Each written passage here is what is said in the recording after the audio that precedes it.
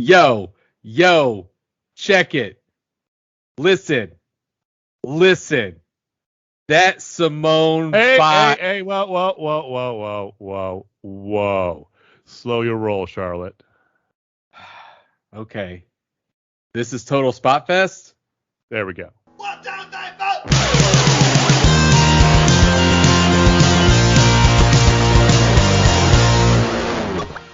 Welcome back to Total Spotfest.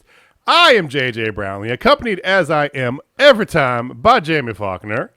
Coming in hot like a Max Caster rap. Like a Max Caster rap. Talking about No, not allowed. Not allowed. But we are back with our AEW review. Last night was Homecoming in Jacksonville for the last time in the foreseeable future, which means until December. But still, that's a good clip. But no, great show. Lots to unpack from last night. Ooh. There's lots of little bits going on there that, things are going on. Charging full ahead to All Out, too. So thank you for joining us. Thank you for watching. We do appreciate it. If you are watching us on YouTube, as I always say, hit the like, hit the subscribe. It does help us out quite a bit. You can drop a comment down below if you want to join the conversation. If you're listening to us, feel free to tweet us at Total Spotfest. That's the best way to get a hold of us. That's the way Jericho gets a hold of us. And I know that there was a time last night that Jamie almost peed his pants because his favorite wrestler, one of his favorite wrestlers, his favorite wrestler of all time? 1A. One of. Yes, right. Yeah. It's Shawn Michaels. I forget. Yes. Yeah.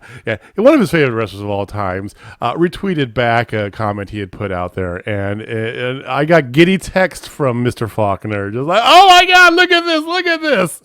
Yes. Not only does he follow us, but he retweeted us. That's right, ladies and gentlemen. We've made the big time. We can officially retire.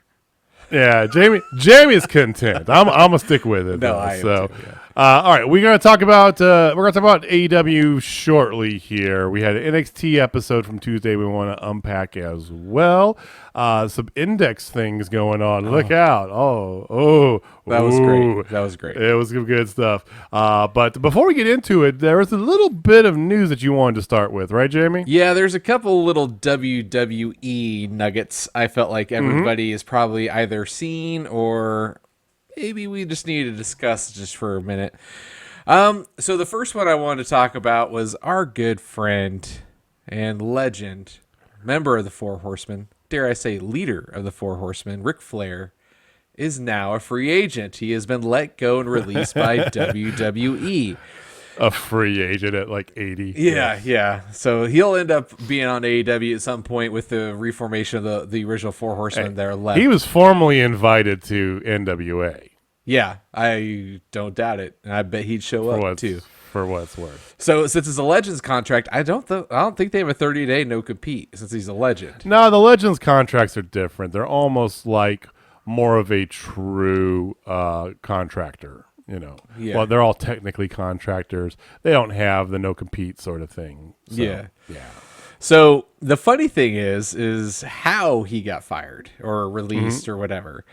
He was basically not happy at all with how they were booking his daughter Charlotte. So he thought he would text good old Vincent Kennedy McMahon about it, and I guess it wasn't very well received because he basically says things need to change or I quit. And Vince is like, all right, bye. See ya. So that's how that all went down. Vince just said bye, Felicia, to arguably one of the greatest wrestlers of all time. Dare I say the greatest wrestler of all time? I would say that's my opinion. But I mean, he's not my personal favorite, but in the pantheon, he is definitely the top. I've floated the idea of getting a Ric Flair tattoo at least a couple dozen times. I keep wanting to get a cartoon character kind of his Bright Lights Big City speech, you know, with like 80s text to say Bright Lights Big City on the back on my left calf. I keep like I'm gonna do it, and then I go get a different tattoo, and then I start filling.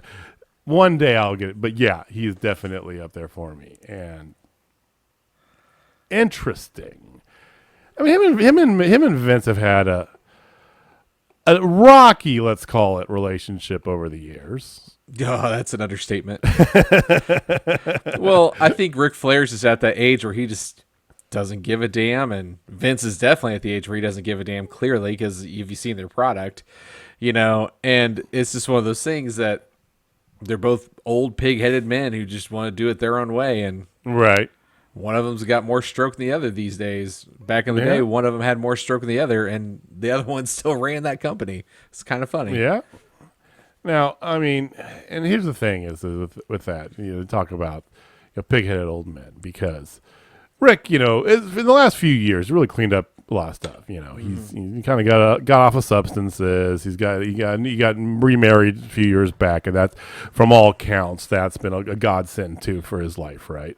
And he's a lot more focused on his wife, Charlotte and her life and her upcoming nuptials. He's got really involved with Andrade's life, and for all the good stuff, things that you expect a normal person to be doing. But as Ric Flair, he did live at the bottom of a barrel, bottom of a bottle, and an 8-ball for the better part of half a century. So I mean, it is what it is. Here's a good question for you though. Do you think, if he's unhappy, and if Charlotte's apparently not the most happy with it, I would assume if he's complaining to Vince, do you think there's a chance that Charlotte would go somewhere else? 100%. Maybe not in the near future, but yeah. Well, there's been talks that she has Hollywood aspirations.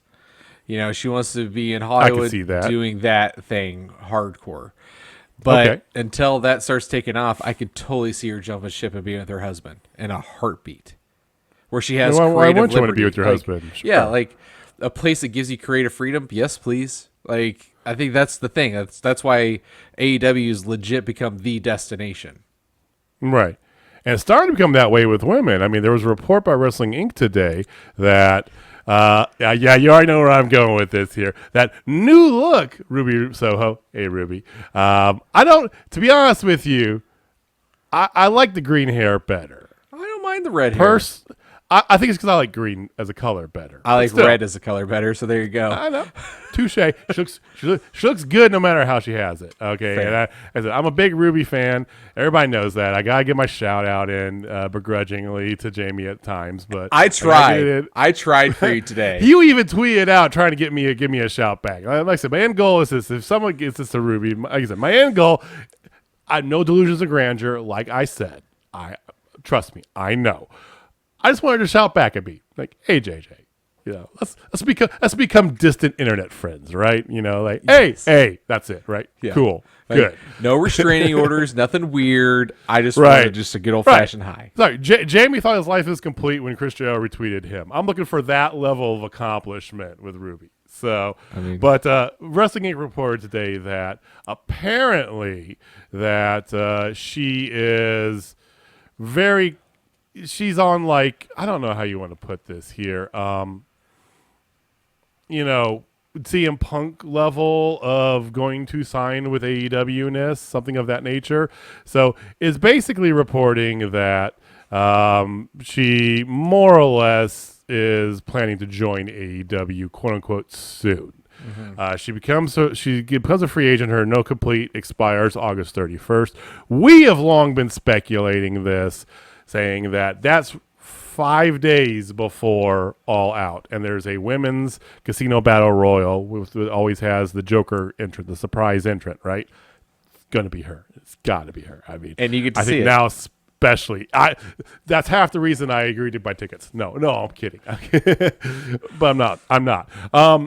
But anyway, so she's apparently going there, and here's the thing, so I can see them, especially in the upcoming months here, with the and then we'll talk about it when we get to AEW, but with Rampage starting as well, we've long said that we think there's going to be more of a women's focus on Rampage, because they have one match on Dynamite still to this day, one match in a promo for women.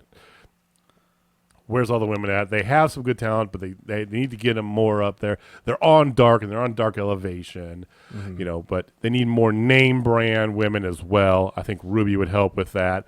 If they could get the Iconics, or if CJ, Miro's wife, does want to wrestle and she wants to come over here, which I'm not convinced she does. She's going to be on the Surreal Life. To me, she sounds to me like if she does come over, it's a part-time thing, like an on-appearance bit. I agree. I think she wants to. To me, everything that I see from her screams going to do media, going to do Hollywood. That's just my thought. But there's other women out there, and you have cross promotion. Kiera Hogan's now a free agent, apparently, right? That'd be a phenomenal pickup. Oh, Diamante. Yeah, Diamante and Swole have a good feud they've been going on for the past couple months, right? That's a good little bit there. Killian King is available. You had Maddie Rinkowski, the other, Mission Pro women, the Thunder Rosa now being a part. So the women's division is coming up. I could see Charlotte coming in, not anytime in the near future, but maybe like a year from now. Maybe, or whatever. I could see her making that stop before going to Hollywood. To me, that makes sense. Yeah. And the thing is too, like, since they are doing all this cross promotional thing and like the Forbidden Door is gone, if Stardom's available too, because I know they got the Joshi Pro girls, but like if Stardom's available, there's some strong women over there. Plus, tonight we'll get into it, but the NWA champion was cited on Dynamite. The new one, not Serena Deeb, because she lost to Camille, and Camille was there. Right. And Serena Deeb's having knee surgery as we speak. Have you seen her? Yeah. Have you not seen her before live? No, that was the first time I ever seen her live. And yeah, she's about 6'1", 6'1", something like that. Yeah. And she's she's like one of those like fitness chicks, but she's not like like Pilates and cardio. She's kind of like Raquel Gonzalez, and she is Jade Cargill. Built. Yes. So catchphrase time. She's more shredded than Julian Sal, man. Because we got both of our things out there early tonight. Yeah. I like that. That's interesting. Very interesting. Now, interesting as well. I read this story today. I've been a little frazzled. I got rear-ended earlier on this afternoon after work, and so I was kind of like scrambling around trying to get caught up with everything, before we recorded this. But I did catch a few headlines, and one of them that I read was a quote by John Cena that's going to. It might just shock and awe you. I don't know. Let's see here. Okay. So John Cena, of course, media blitz because Suicide Squad's coming out tomorrow, the 6th. Yep. In theaters everywhere on HBO Max. I don't know why I just did a promo for them, but yes. So he's been out doing media, of course, like a son of a bitch, right? And he was speaking with Brian Tuitt of USA Today. And that's interesting in and of itself. But talk about Suicide Squad, the whole thing, his history, Hollywood, how he's grown as an actor, blah, blah, blah, all that stuff, right? And then they get into talking about WWE because he's currently in WWE. He's main eventing SummerSlam, right? Yeah. Okay, so he talks about, how, he doesn't have the same stuff necessarily that he had years ago. And he said, this is the quote, "Man, I wish there were some sort of fountain of youth where I could be a full-time contributor," Cena said of his WWE status. Quote, here it comes. "The longer they continue to bet on an aging prospect, that makes WWE's future a bit less stable." Of all people. Interesting. John Cena basically saying, hey, it's not the smartest long-term plan to bet on us guys that have been over for the past 20 years. Yeah, like Goldberg. Yeah. Brock Lesnar. Him, even though he could still probably go, I mean, he's in peak physical condition, but still, come on, it's John Cena. He's been doing this for how many years now? So I found that interesting because it came from John Cena's mouth. Like John Cena himself just said, you guys need to bet on what you have, not me. Yeah, you need to get these young guys. You need to stop doing these old guys. Yeah, which, I mean, for what it's worth, young guys aren't working either. I mean, the way they're doing them, of course. I think because there was fake crowd noise left and right this past Monday. If nobody watched it. Oh yeah. Speaking of fake crowd noise, I got a juicy one for you. Go for it. So one of the guys who was, and I will say this, was over at one point, was very much over. carried them for months. Now everybody's over him. Like, it's just like, okay, like his shtick is done, and that is unfortunate. And that's Drew McIntyre. I don't get it. Drew McIntyre fell off a cliff when he came out. Nothing. So what did WWE do? They piped in fake crowd noise, but they piped in terrible crowd noise because you can hear Michael Cole saying 16 time in there. So it could have been John Cena. It could have been Flair from back in the day. Who knows? But legit, they screwed themselves by piping in Michael Cole's voice on Raw when Drew McIntyre came out because the crowd was motionless. I mean, they legit just did this for months with the Thunderdome. They pumped in the foul crowd. They had fake chants. They had fake everything. And they forget which button to press in the matter of weeks, because how do you do that? It just shows you again how out of touch they are. And one of the things that I know, this is hot take, whatever, but a lot of people on the Twitterverse, the internet wrestling community, is always like, oh man, all these AEW fans, like they hate WWE more than they love AEW. And I disagree with that. I don't. Yeah. Because I love me some AEW, and I'm an AEW mark. I think we all know this. I think I've established that. But you absolutely are. I don't think I hate WWE at all. I hate what they've become and the fact that they have so much damn talent and they're refusing to change with the times. Like it's that fatherly, I'm not mad at you, I'm disappointed.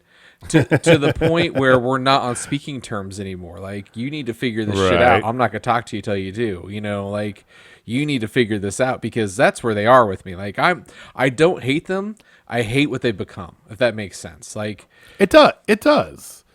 I mean, even when they were, post WWE, the whole like ruthless aggression era, right, and all that stuff, they still found a way to come and break through, and they had their ups and stuff, but they're very doing the same things they're doing now. They push Cena to the front, they're doing but it still was enjoyable. And then they, peaks and valleys, but it was still good to get together. It was good to watch. You still had surprises. AJ Styles, comes out number 3 at Royal Rumble, shocked the shit out of all of us, right? Oh, yeah, it was unbelievable. There were still things. The Hardys came back right after he left Impact, after the whole thing at WrestleMania. It marked. They still did things, even though like it's kind of like, I equate it to this. Okay, yeah, it's kind of like The Walking Dead. You jumped off the Walking Dead ship a long time ago. I know. Yeah. I'm sticking with it to the bitter end here because I'm such a massive fan of the comic books. It's one of the main art pieces I have in my front living room is Walking Dead #1, the colorized version, that is. Overarching storyline is the same between the comic books and the TV show. Yeah. But there's different variants. They deviate, right? They go over the place. Yeah. That's what WWE was in the past, I'd say 15 years, right? Overarchingly, it's the same as it is now. You get the same stuff. You get the same guys, 50-50 booking, cool. But you had all these other stuff that made you still watch it. It's still enjoyable. The women's revolution, which they claim to have invented. But they had that. They had a women's pay-per-view. They had huge things. I mean, the Iconics won a tag title at WrestleMania, and 60,000 people lost their shit. Yeah. I mean, you don't have any of that anymore. Keith Lee comes back and wins a really good match against Karrion Kross, who's just buried now, right? But, that should have been an ecstatic moment. But because of the way it was done, and they just buried him the week before by having him lose to Karrion Kross, they just kind of like, okay, well, that's good that he got a win. It's, Ricochet. Ricochet gets these hints that they're going to push Ricochet. Nope, he's just kind of there, right? Yeah. I mean, Mia Yim's nowhere to be found. Fuck, New Day all of a sudden is doing dark matches after Raw. Yeah. I don't get it. I mean, I don't get it. And then you got Goldberg taking up 15 minutes on that. 2 chants of "We Want Wyatt." Oh, they CM Punk chants and we want Wyatt chants. CM Punk, there's we want Wyatt chants, and they very quickly crowd noise that because I heard I actually was cooking dinner and I had it on at the time. You know, I was like, I'll have it on, whatever, we'll see. And I heard that. We want Wyatt. And I heard it like 3 times or 2 or 3 times, and then immediately, almost like you could hear them flip the tape over, and you heard the crowd noise pump in, and then it zoomed in real close because there's a dude flipping off the screen the whole time too. It was great. Yeah, like so tell us what you think. Like, what do you think? What do you think this is like?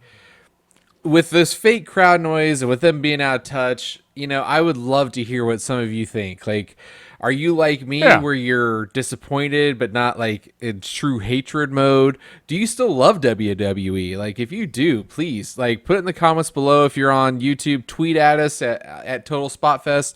Like, tell us what you want. Like, I would be more than happy to engage with you. JJ would be more than happy to engage with you guys.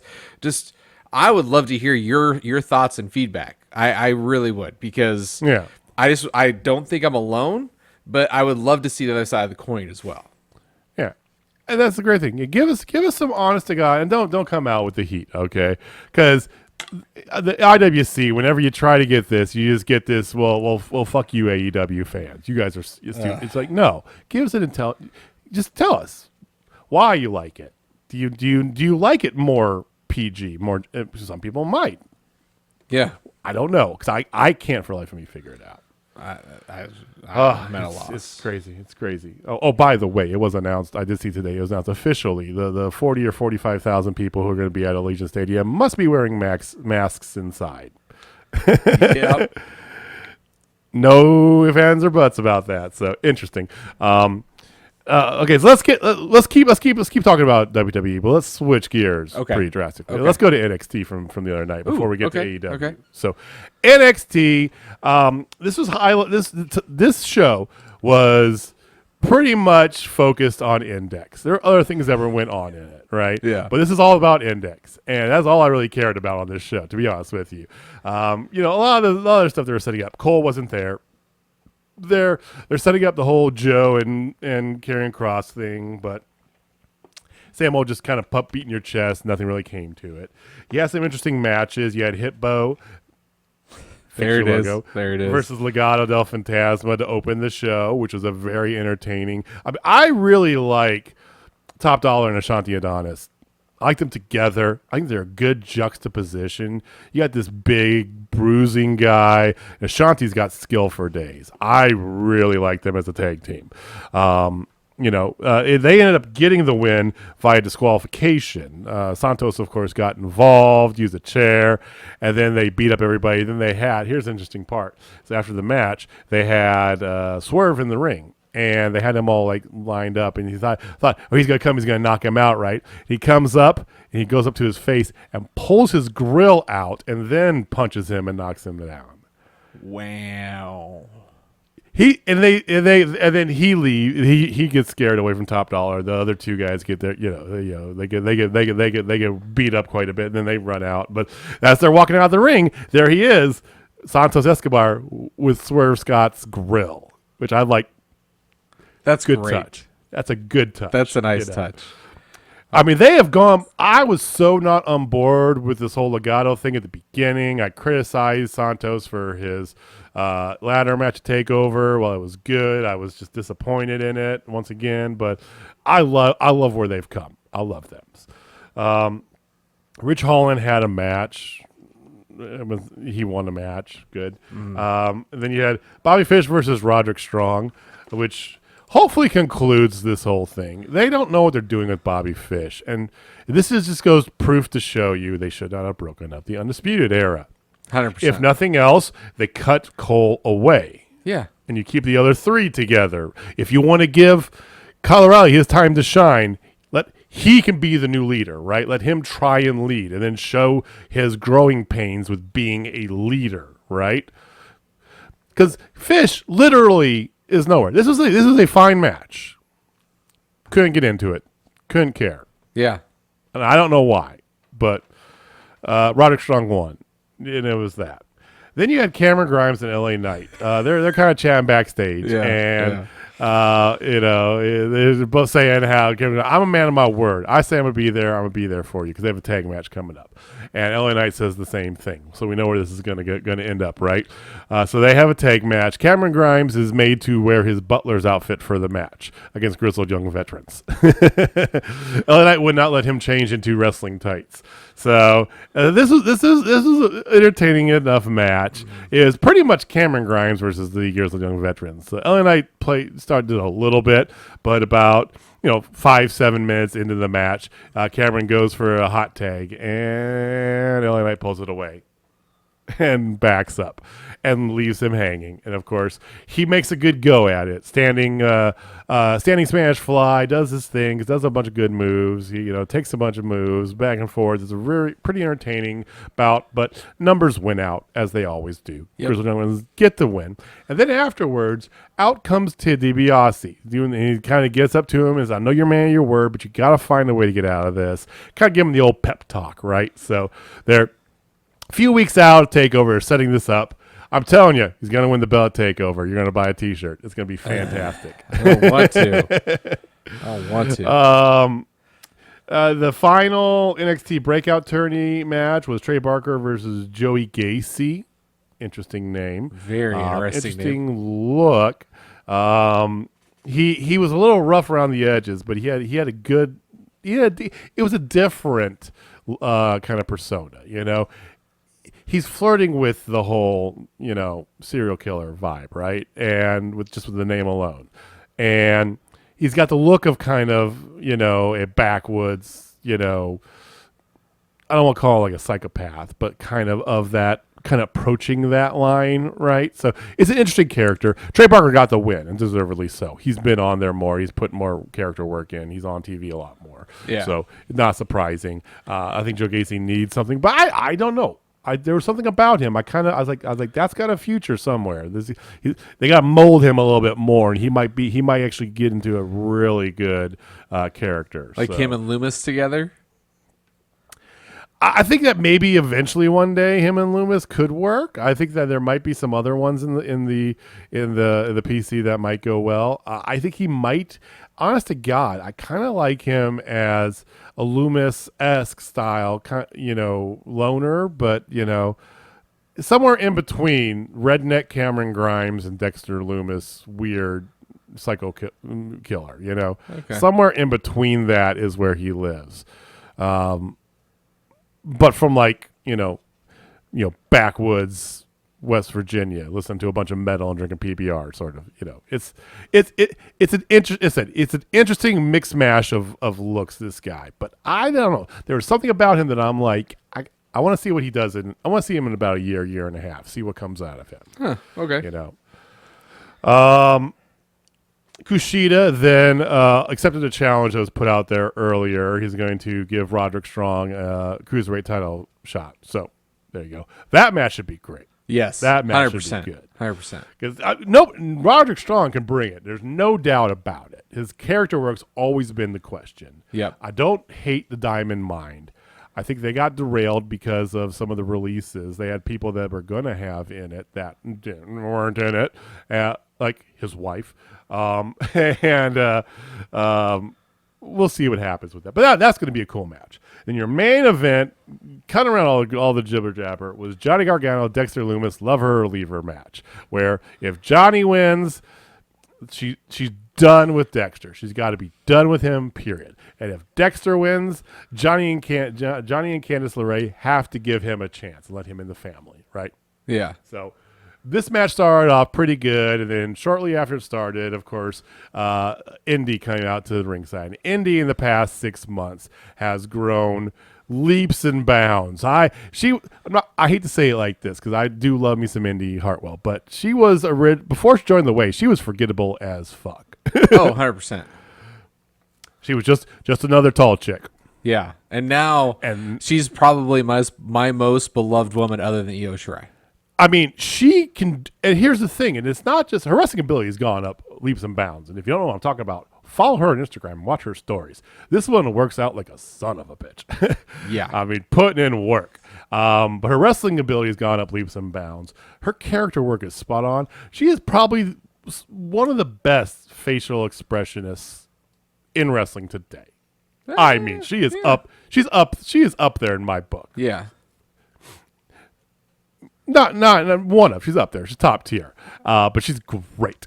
Just to give an example of that, one of the interviews throughout the night, she was being interviewed by somebody, and kind of doing the shtick, and then the interviewer finishes up, and kind of does the wrap up back facing the camera, and is like, that's it. So once again, tonight's main event: Johnny Gargano versus Dexter Lumis in a love her, and she goes versus leave her match. So good. She just kind of so subtly in the background, and you just catch. You're like, she's got it. So kudos to Indy. But so she comes out.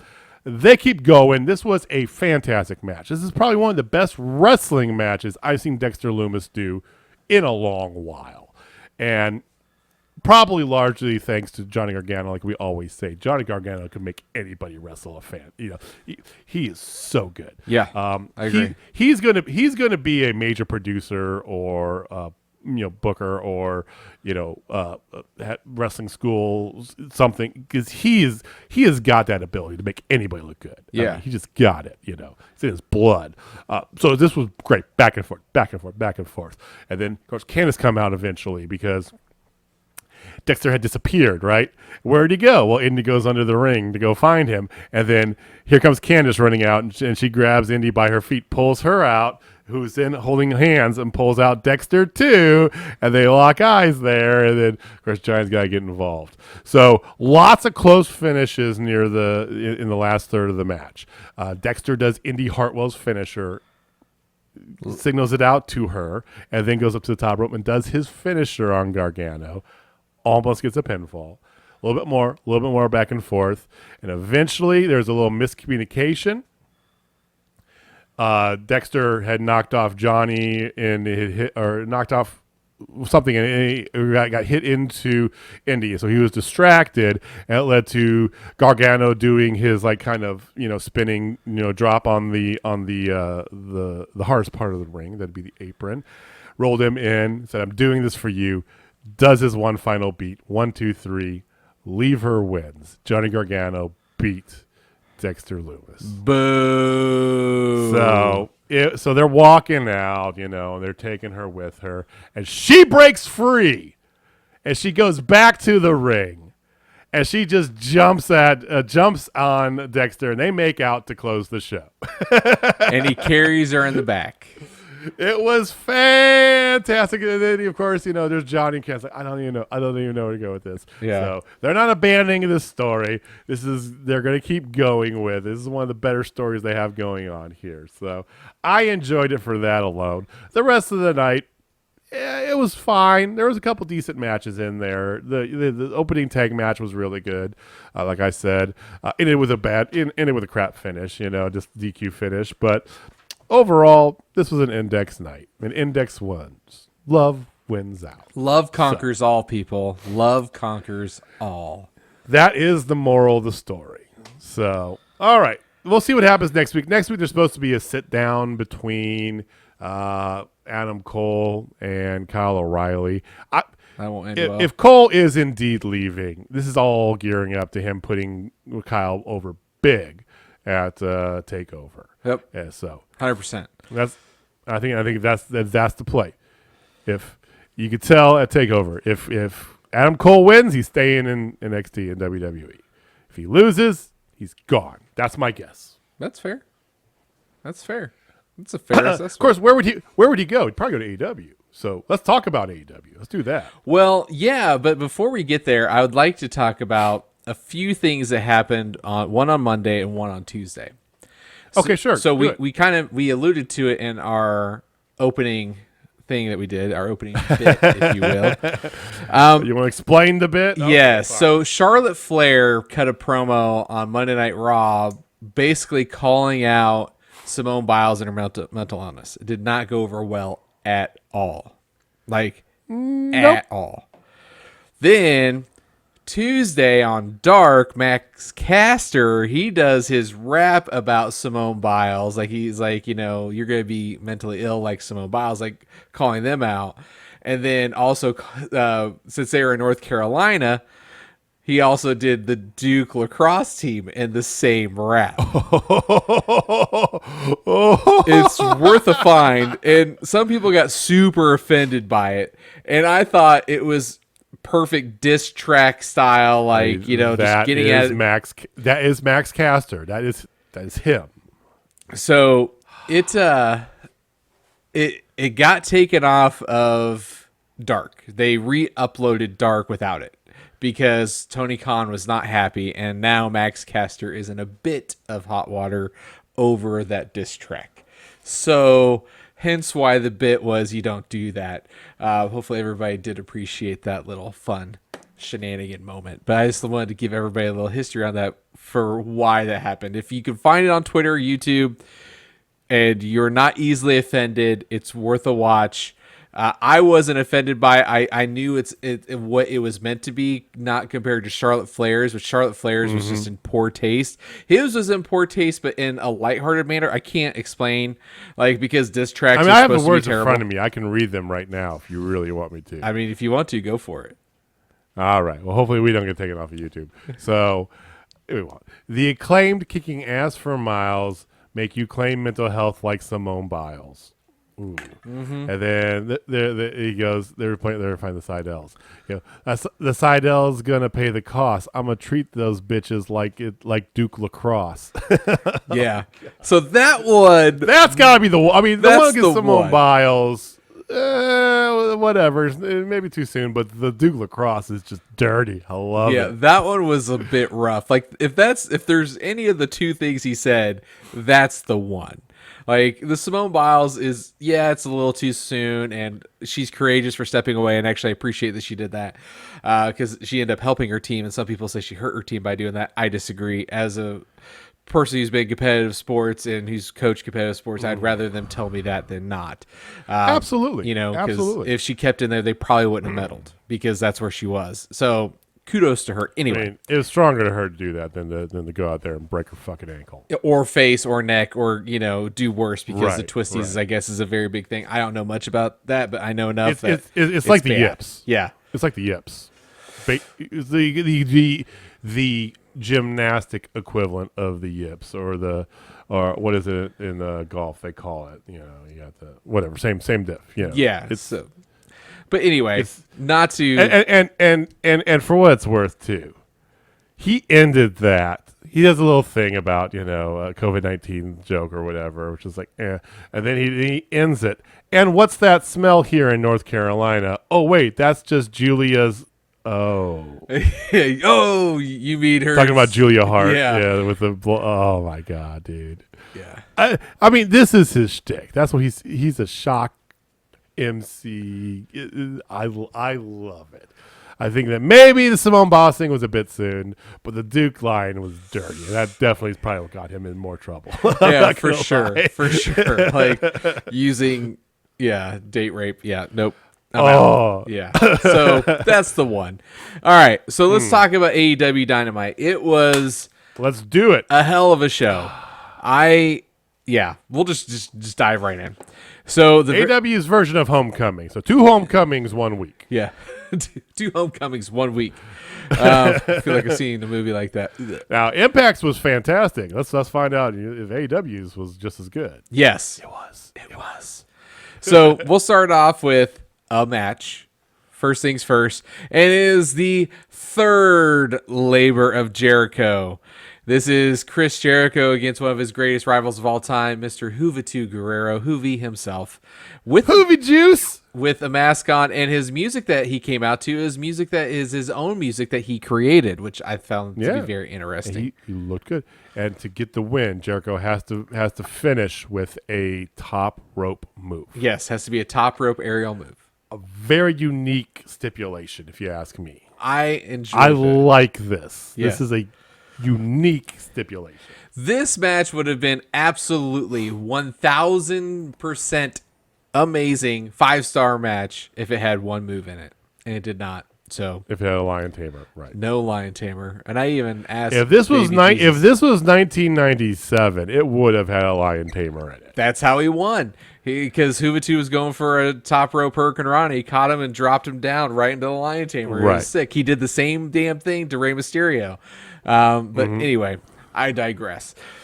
This match started off a little rough. Like, let's just be real. They were not on the same page, but then they got on the same page real quick, and it was good to see them on the page. It took them a couple minutes to get there. It did. It was good. There was a Hoovy driver that was in there, and then out of nowhere, Jericho hits a Judas effect, and then he's getting ready to try to cover him. Like, no, you can't. You have to go to the top rope. You have to do something off the top rope to win. So what does he do? He climbs up to the top rope. Juventud starts to come to, and he does a flying Judas effect. Like top rope, really good. It really did. It was a beautiful thing. 1, 2, 3. Your winner of the third Labor of Jericho is none other than Chris Jericho. I do like this is a reoccurring theme for tonight, folks. The little bits, the little continuities. This is why AEW is doing so well. Why we talk about them so much, and the little bits. So during the match, he went for a cover, and Aubrey wouldn't even count, and she hit him on the shoulder, and shook him off and everything, because he can't win with as if it's not a top rope maneuver. And I mean, it's the little things like that. That's a small detail that maybe you wouldn't have thought of, but it kind of sold the match, and it helped with the feel between the three people in the ring, including Aubrey, right? So the little bits are important. We're going to talk a lot about little bits. Yeah. So this show has a lot of that Easter eggy things to unpack. So the details are so fucking important. Yeah. So after the match, Jericho gets attacked by Wardlow, like instantly. Wardlow gets him in the corner and just starts beating the shit out of him. Then he hits an F10 on Juventud Guerrero, and then he hits a casualty of war knee on Jericho. MJF has the mic, and he reveals that his fourth labor will be none other than Wardlow, but his stipulation is called the Salt of the Earth, and is going to be a special guest referee of Maxwell Jacob Friedman. Okay, now, he didn't actually call himself a referee.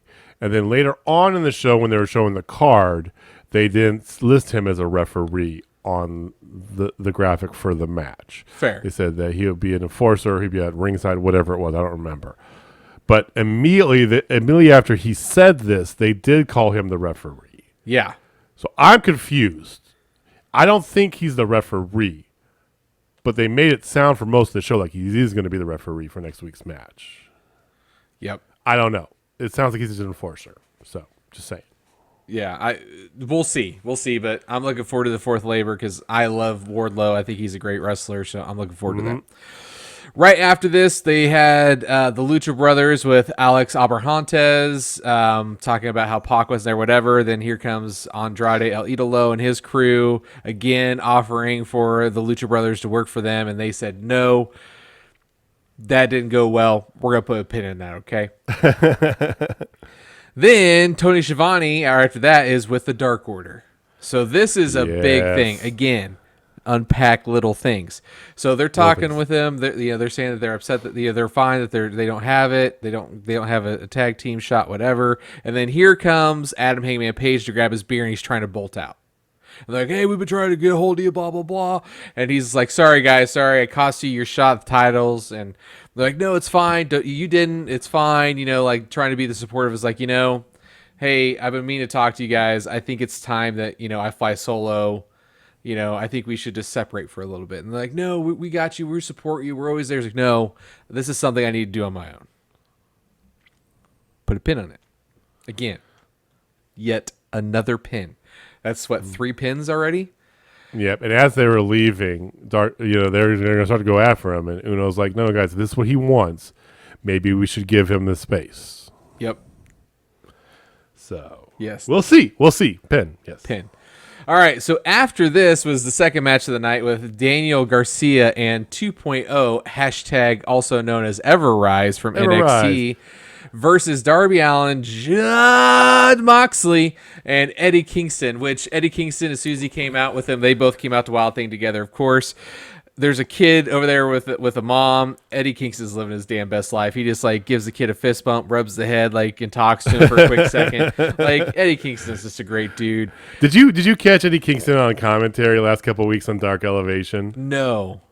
You need to go back and watch it. It's gold. Okay. It's gold, especially 2 weeks ago. Yeah.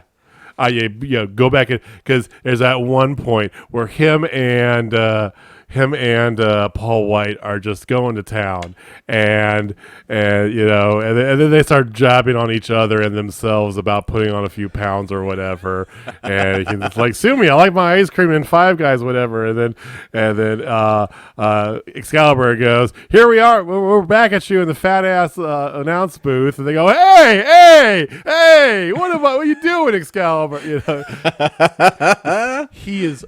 I never knew how much I needed Eddie Kingston on commentary, but I do. Give me Excalibur, Kingston, and Jericho every night of the week, because that would. Oh my God, it was that good. Go back and watch it. And if you're listening, you haven't checked it out, go back to watch the last 2 Dark Elevations. Fantastic with the Kingston on commentary. Yeah. So this match, it was okay. It was pretty decent. The big part of the match was Sting was face to face with one of the guys from 2.0, and out of nowhere, freaking here comes Darby Allin with a crazy ass suicide dive right in the dude's, like, bam. That was like the big move. Like, there was a paradigm shift into a coffin drop. 1, 2, 3. Jonathan Moxley, Eddie Kingston, Darby Allin won. If you did not think that was going to be the winner, you just need to raise your hand and JJ will come hit you on the head with a tack hammer. Yes. Were you surprised to see Everrise in AEW? A little bit. I figured they would go somewhere else first. I would have thought Impact. I still think Impact or Ring of Honor. Well, I mean, yeah, they're not signed. They just did a show. They're not all. Yeah, they're not official all elite. They could very well be moonlighting, but yeah, we'll see what happens. Yeah. All right. Then after that, Brian Cage has some words for Ricky Starks. Blah blah blah. Whatever. I'm done with that. But then another promo. Backstage is the Elite, and I want to call out about the Elite. So first things first. Here is Kenny Omega in a Cookie Monster shirt. Just hold on to that. Pin in that. Then you have Doc Gallows in a gold and black feathered robe. A Ric Flair robe. Okay, well, we'll just call it for what it is. I just don't want to call it out. Yeah, don't stop pussyfooting around. Come on. Okay, so then you have that. So they're doing that, and Doc Gallows offers up a title shot for the Impact titles to the Dark Order next week. To Uno and Stu out of nowhere. I'm like, what? Yeah, it's like, oh, okay. What? And then the Bucks say there's no one else worthy to face them. They did that whole thing again, planting the seeds.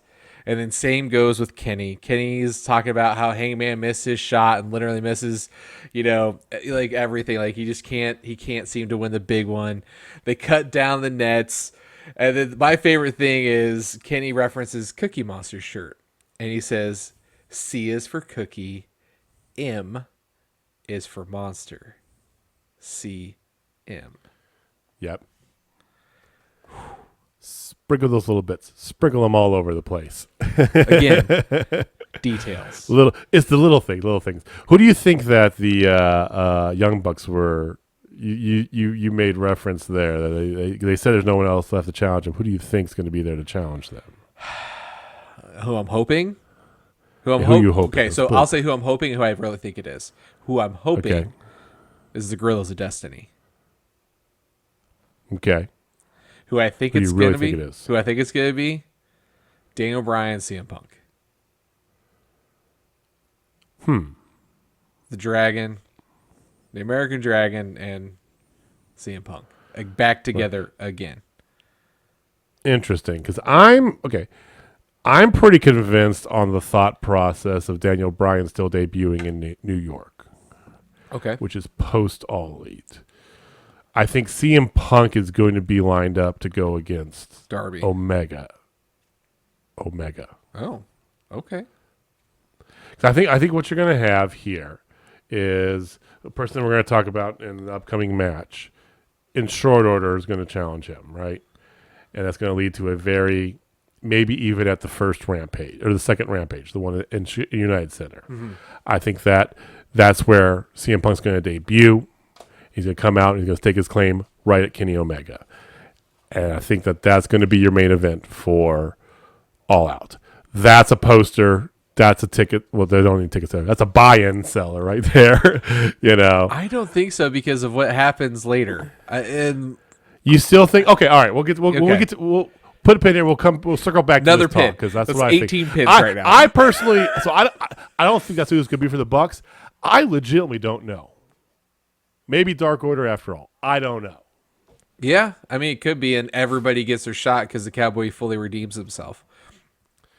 Which his new shirt that's on Pro Wrestling great. Tees, it's like all Cowboys don't need to wear hats, and it has all the Dark Order people's like little emblems within it too. So it's like Dark Order. It's like a constellation, so Yeah. it makes it into a hat that's a constellation, and all the Dark Order are like little stars that make up the constellation. Yes, it's pretty badass. All right, so speaking of potential number one contenders, Christian Cage versus the Blade.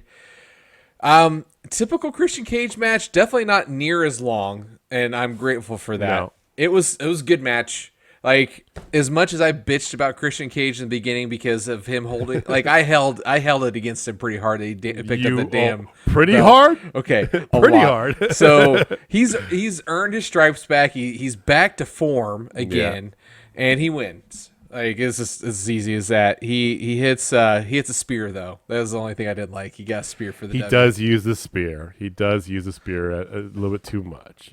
I wish he'd stick to Unprettier or frog splash. But yeah, whatever. Yep. Then we go on a flurry of promos. So you have Santana and Ortiz do a really good video about their feud with FTR. I loved it. Then right after that, Tony Schiavone introduces Britt Baker. Oh, sorry. Hold on. Don't gloss over that because it wasn't just Santana Ortiz. So Santana Ortiz and it was Dax. Yes. Because they actually showed Cash. I might get those. Do I have those two backwards? No, you got right. Dax was talking Cash. They actually showed Cash. He got knocked off the top rope and in the little hook that goes into the turnbuckle. So for those of you not familiar with how the corner is set up, the padding in the middle is actually just the pad over a giant ring. The turnbuckle is the piece that connects the rope to the actual vertical pole. It's a turning thing that screws into a hook screw on one end and a hook screw that connects to the which has the ring which connects to the steel pole. That hook was facing upwards, and when he fell, they actually showed his skin being pulled right in the middle of his forearm out, as that's what got caught in that hook as he was falling from the top rope to the ground. And Dax, he laid out the good promo a part of this. Yeah. Fair. Yeah, he was so good. He was just vicious, and I love this feud. I think you're going to see this explode it all out in a very worthwhile. I'm talking like street fight, table, ladders, and chairs. It's going to be a ridiculousness. I fully expect that. So right after this, Tony Schiavone introduces Britt Baker, DMD with Rebel. And they come out and she starts talking real quick, and then out of nowhere, here comes Red Velvet. And I wasn't expecting that. Surprise, yeah. Pleasantly surprised because Homegirl laid down a hell of a promo. But the thing is, you come in there with the Lion. The Lion's gonna clap back because damn, she went after her and says, red's not her color and all this stuff, and then Britt Baker is like, last time I faced you, I beat you in 3 minutes. I'm like, shit. Yeah.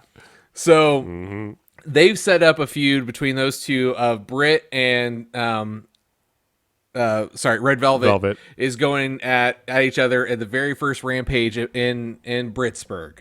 So, yeah, I know you're wearing your Britsburg jersey. That's not I'm actually wearing Pittsburgh's it because tonight the Steelers actually open with the Hall of Fame game, open the preseason. But it is a secondary thing.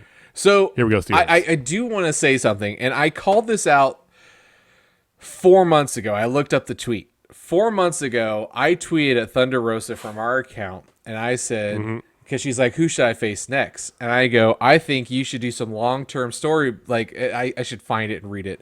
But I basically, to paraphrase, I'm like, you and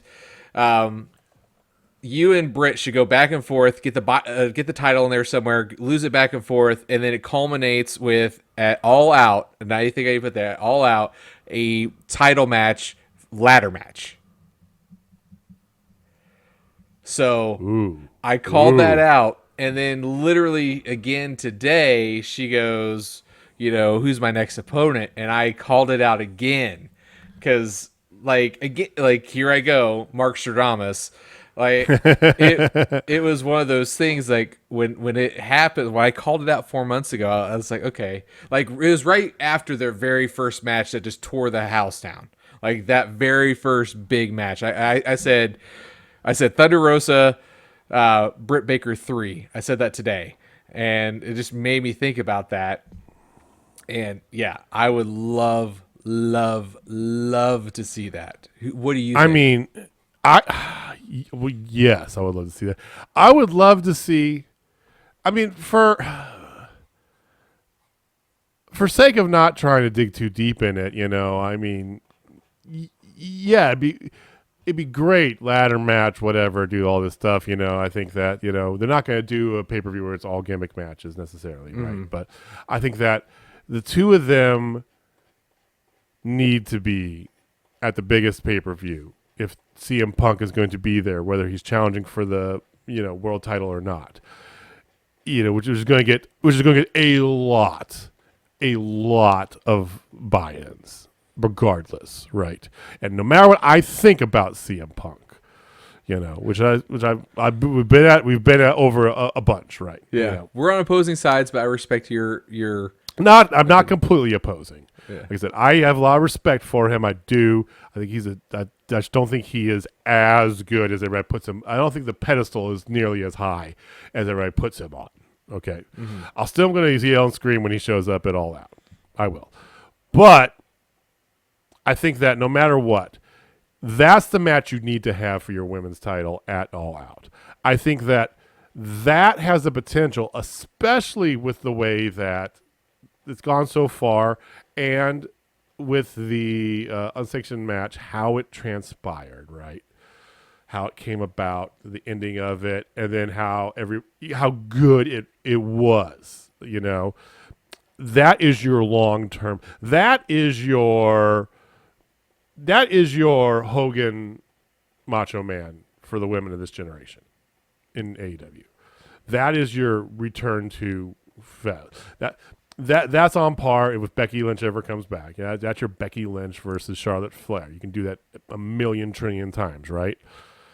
I think you need to keep that. I think that those two are going to always kind of be close to each other, right? Mm-hmm. I think for good measure too. So I'm all for that. I think that's a great way to go. Yes, I would love to see it where it's like like you said, a big ladder match type thing or something crazy. But I just want to see it, period. I think it'd be great. Mm-hmm. No, I think it's time for it. Like, just give it to me, baby. Because they've done everything. You went there? Yeah, okay. Well, they've done everything with the women's division there. They have not been afraid. They've not shied away from the big matches, for the women there. They haven't done a ladder match. That is one of the things they have not done with the women. They've done everything else, like unsanctioned matches.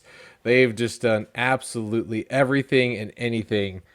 I just want that. They haven't done a ladder match. They haven't. The last ladder match they did was Brian Cage debuted in It was the grab the brass ring battle royal or whatever. Not Brian Cage, but yeah. It was the one where Seidel debuted. It was where Scorpion Sky. Mm-hmm. They had that, and they had the one where Brian Cage also had, but they were battle royal ladder matches. Yeah. Or no. One of them was a battle royal ladder match. The other one was a like 6 or 8 man ladder match, right? Mm-hmm. Yes, that's right. So they haven't done those are the only 2 ladder matches that I can remember. Yeah. No, well, I mean there was Escalada de la Muerte, but that's different. Okay. That's a different level for sure. I'm already like contradicting my statement. I'm like, holy shit. Okay, you slow down, JJ. But those are 3. So ladder match would be great. I think that'd be fantastic. I'd see something, even if it's just a matter of you give them a half an hour to just go to town, right? Mm-hmm. We'll see.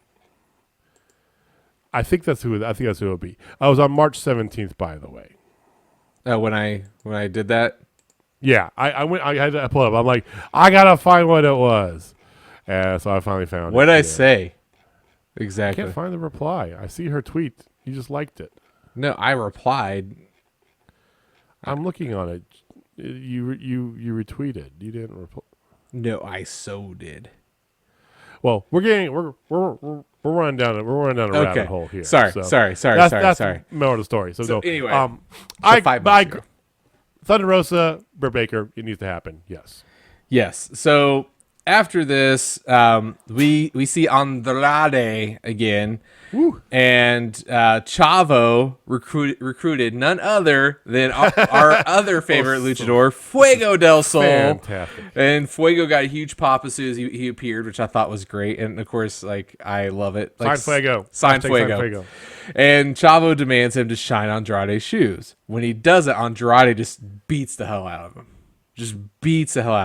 And then Chavo grabs him by his mask and threatens the Lucha Brothers and says, if you don't work for us and you continue to work for Pac, you'll never win a championship ever. So they're kind of laying the gauntlet down for Mi Familia. They definitely are. I don't know how they're going to, because it's weird. They're not really gunning at Pac. No. They're kind of gunning at the Lucha Brothers. And 100%. I mean, is Chavo going to lace him up again to go tag team with Andrade? Oh, I would love that. I miss me some Chavo. Because that's what this feels like. Like I said, they're not really like gunning for Pac. They're focusing all their energy towards the Lucha Brothers. And even with tonight, I mean, you attack Alabama's favorite luchador, and you know that's fighting words for any luchador out there. Okay, 100%. So, hashtag sign Fuego. I don't know. That's what it felt like, you know. So I'm like, are they going to challenge? Is he going to challenge the Lucha Brothers? Is Chavo going to wrestle with him to do that? But we'll see. It feels that way, or they're going to do a one-on-one and one of the Lucha Brothers turns on the other, which if they do it that way, we both know Penta's going to be the one who turns. It's going to be Penta that turns. Yeah. Although how cool would it be if it was Phoenix? Oh, man. I would lose my because we all absolute expect Penta damn to turn, mind. right? Yeah. That's the perfect swerve. That's the perfect swerve. That's the perfect swerve. Perfect swerve. And then eventually, you know, Penta joins him. He convinced him to join the course. Familia, and then they get Diamante.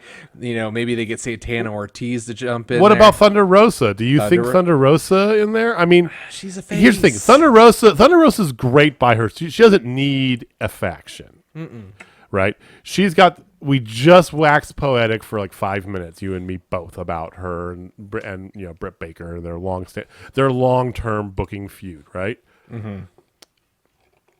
But she is Mexican, and Andrade's Mexican, and Chavo's Mexican American, and the Lucha Brothers are Mexican. I don't want to get culturally, you know, like pigeonholed here, but. I mean, Mi Familia. Just saying. I think it would serve Diamante better. 100%. I think that will give her the rub she needs because she is an excellent talent and she just needs that extra oomph, you know. And it's not her first time. She was in LAX. Yeah, and But this is on a much larger scale because LAX then did not get the viewership that AEW is getting, and especially Rampage, I think is going to be a big get too. So it's just one of those things that, we got to give her the rub, if you will, in my opinion. Like, I think that's what they need to do. Yeah. Well, let's see how it goes. Fair. All right. So after this, we get yet another promo, but this is lots of little promos in a row. Like you said, there's a lot of them here. So this one, again, unpacking. Adam Hangman Page is down the ring with Tony Schiavone. I'm gonna get a pin. I'm just gonna pull it out. So pull that one out. One of the 18,000 we already have pinned.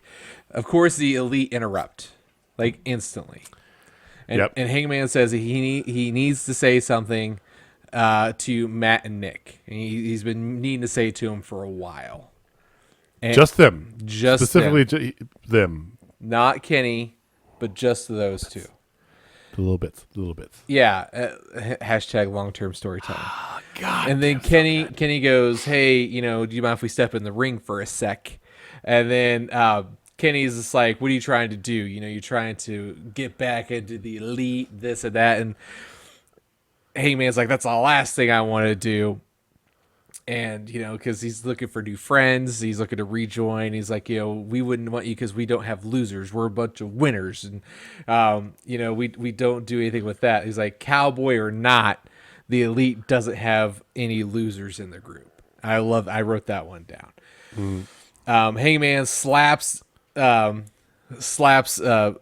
Kenny right there, and then they just start beating the hell out of him. Just going to town on him. And then as they're going to town on him, they hit like 3 tandem V triggers in a row. Magic Killer first. Magic Killer first. Then 3 V triggers in a row. BTE triggers. And then when they're hitting him, here comes the Dark Order, like just running down. But take the pin out of that. Stu and Evil Uno stopped them from making it into the ring. Right. The way the Dark Order came out, little bits. I'm telling you, man. That's the name of this episode of the podcast. Little bits of Total Spotfest. Because out comes Alan first. 5. The man who wears his heart on the sleeve, who is basically the biggest reason that Hangman, if you follow all the canon, right? He's the one who really connected the Hangman, connected the dots for Hangman to even start hanging out with the Dark Order, right? Mm-hmm. He read the email that Hangman had sent, which Hangman referenced to Brody Lee when he was still alive. Mm-hmm. Okay, long-term storytelling. God damn, this is good. So Alan Five Angels is the one who first realizes, because the shtick is on BTE that they beat up on him, they pick on him, right? They bully him, or he's the redhead stepchild of the family, right? He squeaks Kalari. Yeah. So while that's happening, he's sitting there going through and he finds the email, and then he convinces Hangman to start hanging out. So as they're running out to protect him, and he said, maybe he told them earlier, for now we're done, meaning himself, Hangman, and the Dark Order. 5's the first one out of the gate running, followed by 10. And then here comes Uno and Stu from behind around to stop 5 and the others. Mm-hmm. It's just the little this is like the Aubrey Edwards thing. It's like you wouldn't necessarily pay much attention to it, but when you really look at it and you think about it, you're like, that little nod there, that little bit. That's storytelling 101. That's fantastic. Yeah, gets me off. I tweeted about it because I said that the other brand that's on Mondays and Fridays, like, this is what real storytelling looks like. This is some of the This is some of the best storytelling I've seen on American TV in a long time. Like, if you, this is some like Lost, Sopranos shit going on here, or Breaking Bad. Insert your favorite best TV show of all time here thing, or whatever. So please, no comments on Lost, please. But it reminds me a lot of an old New Japan storyline of Naito and Okada from, I think, 6 years ago. Like, it reminds me of that, but that wasn't on American TV that much. Like, you have to dig for that one. But like American storytelling like this, it hasn't been done since the Attitude Era. Like, honestly, I can't think of anything at all since. Well, finish up with this here. We'll dwell on it for another hot moment. But finish up with everything here. So then, they hit the BTE triggers, and then Kaz comes out, the Elite Hunter, and he tries, to help. He gets taken out. Kenny holds the title up one more time. He's like, "Here, you want to see it one more time," and he grabs it, and then he smacks Hangman in the face with it. While the Huggins are holding it. What he says is, "I'm gonna give you another close look at the thing that you'll never be able to hold." Yes, so good. So my question, going back to what we talked about earlier, then, do you still think it's on? Because the word is that Hangman versus Omega was the original idea for All Out, but that plan changed in part to CM Punk and other things. Do you think it's still on, based on what happened here tonight and all the things, for Hangman to be Omega's opponent at All Out? Yes, I do. Okay. So let me tell you why. Go, please. So I'll tell you why not. Yeah, okay, because and I'm glad that we're going to be on opposing sides of this. I think it's still on because they're continuing the story at such a pace and at a style that it has to happen. It just makes a lot of sense for me right now. Like the way the story is escalating right now, and the way that they're talking about it, and the way that they're doing it with the "You'll Never Hold It," like there's gonna be some massive growth in Hangman as a person over the next few weeks. Like we have 4-5 weeks. We're about a month out. We're right about a month out. Yeah, so we're four weeks out. We're 29 days away. I think. Okay, so 4.5, 5 weeks, somewhere around there. Like I feel like it can't stop to have him have another match and then have it continue on to Full Gear. I feel like it has, like, if it doesn't, okay, so I'll say this: those two will have a match at All Out in some way, shape, or form. Okay. I let me amend. Do you? So you don't know if it'll be for the titles? What you're trying to tell me? Yes, here, but those two will be in a match, and if they continue if they do the long-term storytelling that I would do, as because I'm a nerd, I would do a triple threat, or not triple threat, a trios match to earn the spot back of the Bucks, or not the Bucks, sorry, the Good Brothers and Omega versus Uno and Stu with Hangman, and if they win, they get their shots. Like it gets reinstated, they get their shots for Full Gear. Do you think that? so okay. Follow up on that before I do my dissent. Okay. Do you? I don't dissent on this at all. I just don't think that's going to be what the result is. Okay.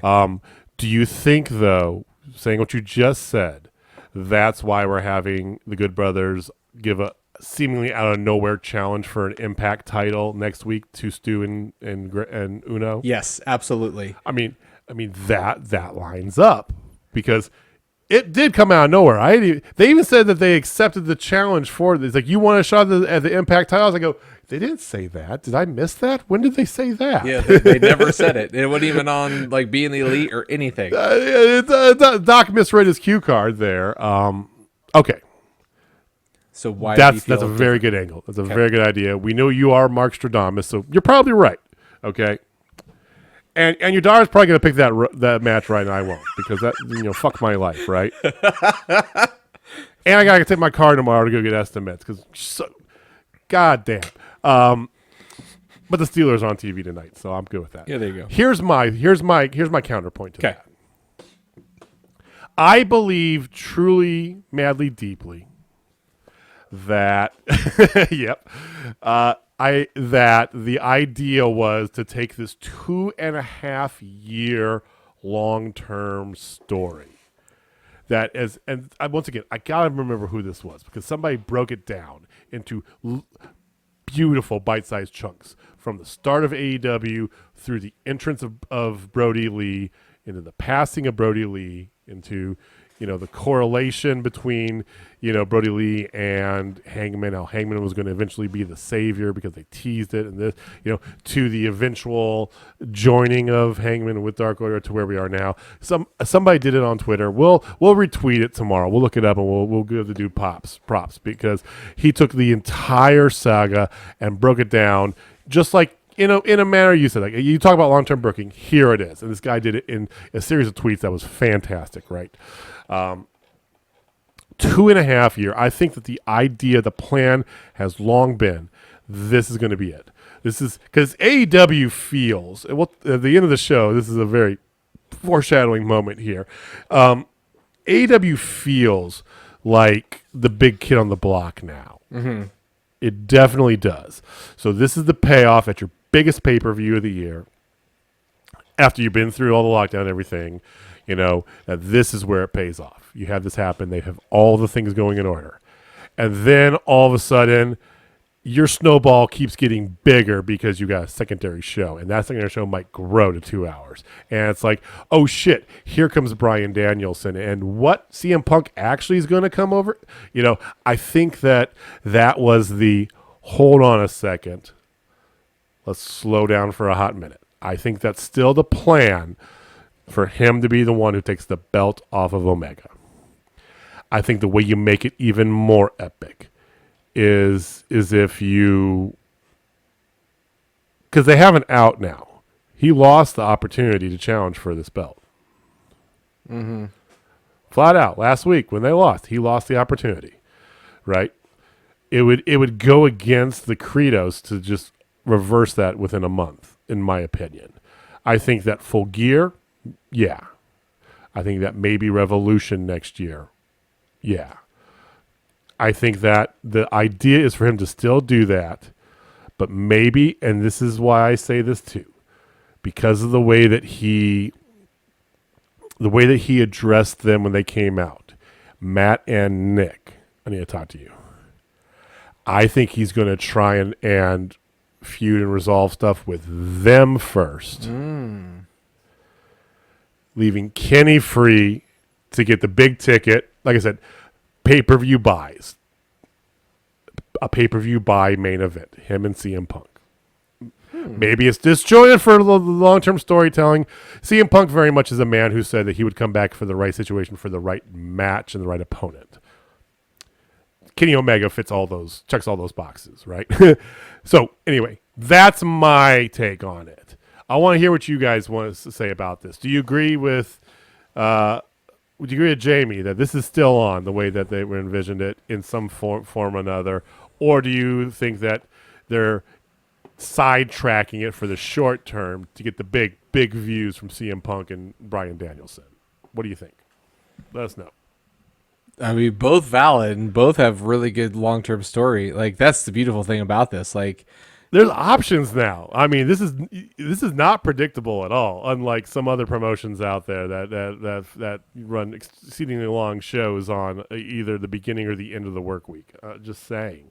So that's totally fair. All right, so let's just keep one more promo and then action. Oh yeah, we hear from Dan Lambert. He's gonna go after Lance Archer. He's bringing backup. Yes. Dum. All right, so whatever. Lee Johnson with Dustin Rhodes versus God's favorite champion, none other than TNT champion Miro, who the Redeemer surprisingly reminds me of Chong Li from Bloodsport. I'm going to continue to say it because I watched Bloodsport again just recently, and his mannerisms and everything he does, like I swear he's basing this character off of Chong Li. And if you've not watched Bloodsport in a long time or ever, do yourself a favor and then let me know. Do you see it? Because I see it. I see it hardcore. He is Chong Li. I mean, Miro is he's a video game guy. He's a movie nerd. So he's me. That wouldn't surprise me. It would not. Before you talk about the match, I do want to just give a quick shout out to as he's walking in, and they started the match. JR was singing his praises and talking about him, and he's got the look, he's got this, he's got excellent physique, he married well. I go, nice, JR, nice. Yeah, JR is definitely not one to be afraid. Just kind of, once again, little bits, just little bits. Is that a nod to CJ showing up? Maybe, probably not. I mean, cool with that. So many of these little things, like these little teasers, just gets. All right, sorry, I'm going off. Talk about the match. Okay, so the match started off with him no-selling absolutely everything. Miro, just no-selling everything, like he's God's favorite champion, which is the Redeemer character. Yes. Which is that? Yes, so, like I'm good with it at times. Super Japan strong style, right? But then Lee gets a few things in there, but it's not enough. Like Miro does his ginormous game over, the super acolyte, if you will. It was a good match, actually. It was a lot. I was better much more than impressed with Lee than I thought it would be. Mm-hmm. I mean, Lee is. I think he's got a good future. You could tell he's still green. He's still green, but he's not as dark a shade of green anymore. If that makes sense. Yeah. I mean, he had a frog splash, a swanton, like he hit all sorts of shit. It looked good. And then, of course, Miro's post-celebration, he takes the belt and he puts it up in the air while he's on his knees, like presenting it to God. It's fantastic. Do you like? I love his music now too. Oh, it fits him. Everything is great. Everything is great with Miro. So after this match, we had yet another promo, but this one was with Christian Cage. And the thing about this one, he's like, congratulations, you're the new number one contender, blah, blah, blah.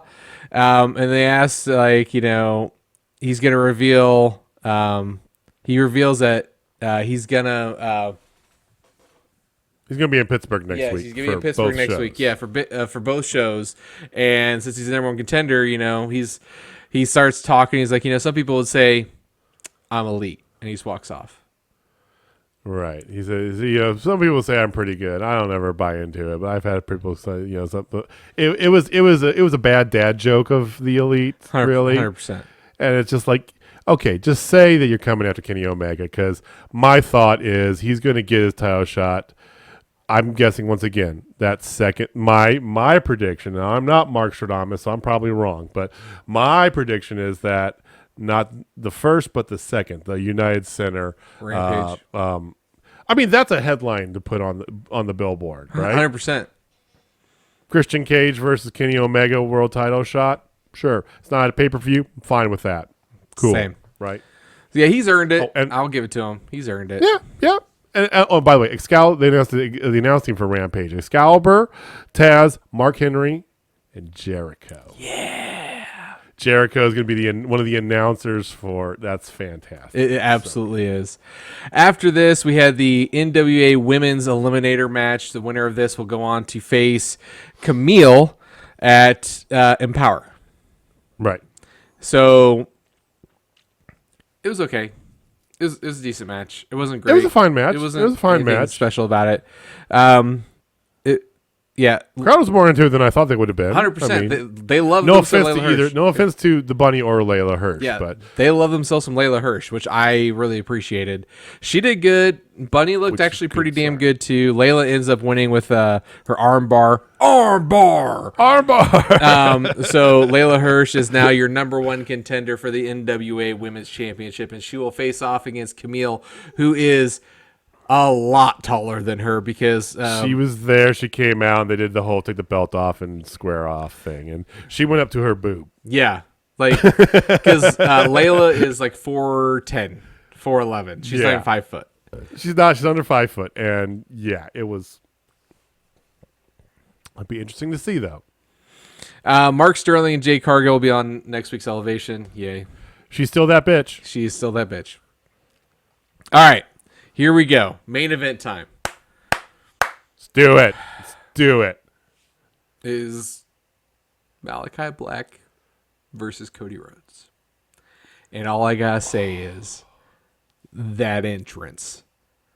Wow. The music was. I'm looking the music up when we're done. When I'm processing this video, I am finding that song somewhere. That was fantastic.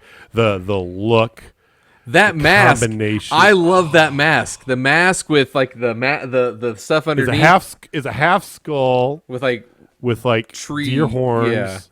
Yeah, tree-ish. Oh god, twigs. Yeah, it looked awesome. Very, very cultish, and oh my goodness, it's probably my favorite look of him. Like, you know, the original NXT look was cool. When he was just Tommy in before, he was very much just came out without his wrestling trunks. That was it, right? He didn't have a lot of flair with him. Mm-hmm. The original was cool, and then he got into the whole demon thing, and it kind of reminded me of the Demon Undertaker, which was, I mean, it was okay. American Badass was my least favorite Undertaker, and then right after that was the Demon. Not necessarily for what he did outside of the ring, but for his look. I don't know. The scales and the giant fake, prosthetic, horn sticking out of his shoulder, whatever. This looked great. Yeah. It was amazing. He's in all black. Cody's in all white and gold. Yep. This match surprised the shit out of me. So basically, as soon as they came on, Cody got some big chants, but tons of holy shit chants. Holy shit was like the number one thing about this. And you saw TNT trying to edit it a little bit, right? Just a little. They like we'll let every they allow other shits, but they have an X number of shits that are allowed on cable. I can't remember, it was like 13 or whatever. Yeah, well, they blew that shit out of the water. They were trying to catch it, but they kept missing, and they finally just gave up. So this match really, really, really surprised me, but then it made me think of somebody else. I know who you're going with, but finish the match first. This was a squash match. 100% squash match. I mean, Cody was definitely going for like the win early. JR even commented that, right? Yeah. And then he had a couple moves off, and he goes for a top rope move. And Malakai, he jumps, left foot goes on the middle rope, and right foot goes just like a straight, like judo kick to his face. While Cody's like climbing up on the top rope outside, Cody falls back over into the timekeeper's table. Mm-hmm. It looked great. Barely beat the count back in, and just strong, good, all the Tommy and Malakai Black goodness. Mm-hmm. So literally, he makes it in, and he staggers to get up. Basically, at this point, Black sizes him up. Hits him with a black mass, and he covers him. The pin, though. Literally, he's laying there. He just puts his foot on top of him as he's standing. Almost the come on baby without the flex. 1, 2, 3. Cody loses. Malakai Black wins in a squash. Hardcore squash. This reminded you of Brody Lee. 100%. 100%. And for those who dog on Cody, present company included in that, in the past, he can put people over. He's not ashamed to put people over. I mean, hell, he did the whole angle, the whole shtick about he'll never challenge for the AEW world title, right? Mm-hmm. And putting people over. He put MJF over. He put Brody Lee over when, didn't know if he needed it or not, but he did. He put Darby over. Yeah. Twice, yeah. I mean, here he is, new guy in town, just for good measure, putting you over. And then things happen. Then things definitely happen. So after the match, Tony Schiavone goes out there to talk to Cody and tries to help him up. And Cody's getting really emotional, and he has a few words, and he's like, Cody chants start happening, and he reflects on forming AEW 3 years ago, and how he's been the poster child, he's been on everything, and all this, and then he also calls out, like from the infighting between the EVPs, which he admitted to, which I thought was quite amazing in there. But the way he said, like you said what we said last time, like sure, and we've had our fights with the other EVPs, but I love these guys to death, and blah, blah, blah. We've formed something so special, and we are not an alternative. We are competition. Yeah. That was huge. Straight shot at Vince. straight once again. Yeah, it's like we are destination viewing, everything like that, and He talks about Daly's places. It should be to him. It's AEW Amphitheater. AEW Amphitheater, and then Cody thanks the fans so much, and he goes to take off his boots like he's retiring, like he's gonna leave his boots in the middle of the ring. This was a retirement speech. 100%. Absolutely was. So he takes off one boot and he sets it down, and he's getting ready to do a second one, and here comes Malakai Black out of nowhere with a crutch and just bashes the back of Cody, and then he grabs Cody's boot like he's gonna keep it as a trophy, but then he ends up throwing it and nails him with it. The show wins. That's your show, ladies and gentlemen. I mean, I legit thought he was going to retire. So did I. The way he's going, he had me hook, line, and sinker. He's moving in Triple H style. He'll wrestle like once a year, whatever. He's officially doing that. He's got too many ovens in the fire, which is fine. Mm-hmm. Let him handle the business. And then Malakai Black. Again, putting him over. God. I mean, give it up for Cody. Because, I mean, it just solidifies this character for Malakai. Oh, I'm so excited to see which way he goes here. Same. It was good. It was really good. I'm not giving it a total spot fest for the show. I'm gonna give it a spot fest though. It gets a spot fest. It would have had a total spot fest hands down if there was a goddamn lion tamer. But other than that, no. It had everything. I think it would have. To me, it was a little bit. Like I said, there's all the little bits there were great and everything like that. But then in the middle of that, you did have some, like the Christian Cage match was okay. I love seeing Miro, and like it's a better match than I thought, but it still was kind of expected squash. The Bunny and Layla Hirsch was an okay match, so I can't in good conscience call it a total spot fest just because there was, setup galore and little bit promos that are going to pay off in like 6 months or whatever. It was like, so that's what I'm at spot fest. No, it was a spot fest. It had everything. To your point, the attention to detail. The little things. Yeah. Like, my God, Easter Egg City, man. Like, it just... So many. It was everything. And the ending was spectacular. Mm-hmm. 100%. Like, I can't... You can't not, right? Yeah. So, all right. Well, that was AEW for the week. So, stellar. So, next week, interestingly enough, we're going to figure stuff out because we have 2 AEW shows we're going to talk about. So we're going to keep – we're not changing, though. Mm-mm. We're going to keep it Tuesday and Thursday, okay? So Thursday we're still going to talk about Dynamite, but we'll talk about Rampage on our Tuesday show unless you guys want something else. Do you want to hear about it separately? Because we can look into that. We can try and do that, maybe release it Monday morning or something, we don't know, but we're going to try that after next week, see how that goes. Next week's going to be just regular stuff. So Tuesday we'll be back talking about Impact, any news and goings on that might be out there, right? I'm sure somebody else will get released probably from WWE by then. More than likely.